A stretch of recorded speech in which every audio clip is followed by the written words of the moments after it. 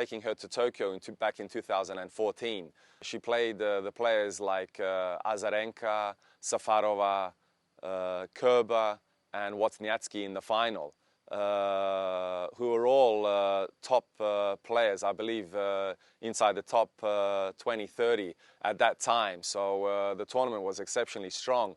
And the strategy that we used, which really stood out, was the strategy against Safarova, against whom she had a negative score against. She was a left-hander.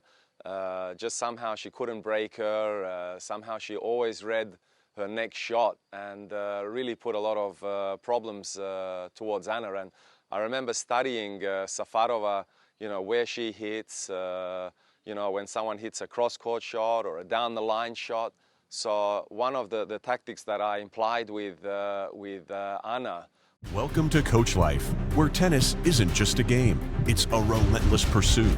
The coaches here aren't the ones looking for fame. They're the ones who forged champions in the shadows. They are the junior coaches, the quiet achievers who crafted the legends of today.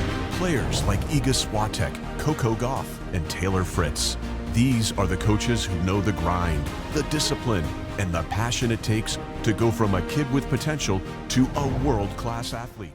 Was when Safarova, hit either a backhand down the line, which she really enjoyed hitting the backhand down the line towards Ana's backhand. She would hit a cross court before, and then she would dictate play with her left hand. So what I implied was actually whenever Safarova was to hit a down the line shot, we would return a down the line shot towards her.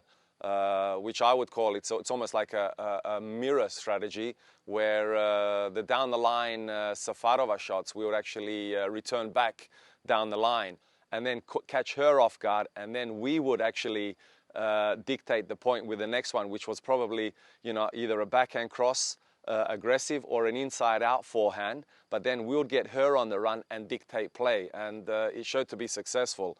And in all the matches in Tokyo where she won that tournament for the first time and the only time, I think she played it for over 10 years, being that she was with Yonex, and Yonex was the main sponsor for Tokyo.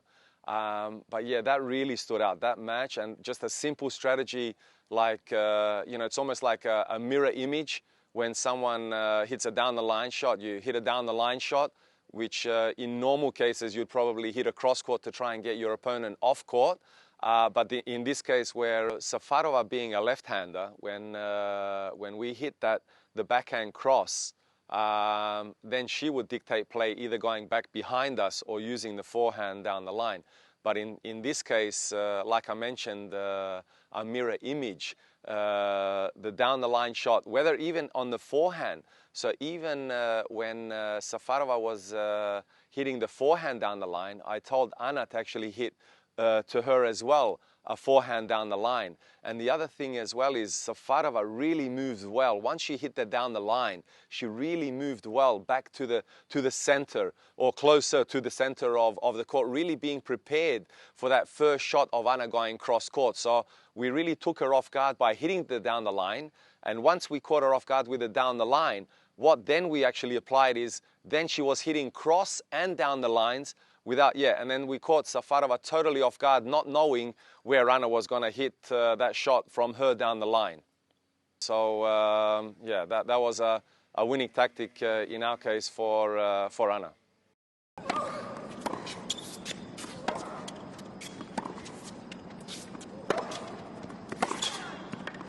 Oh, that is fantastic ball striking from Ana Ivanovic.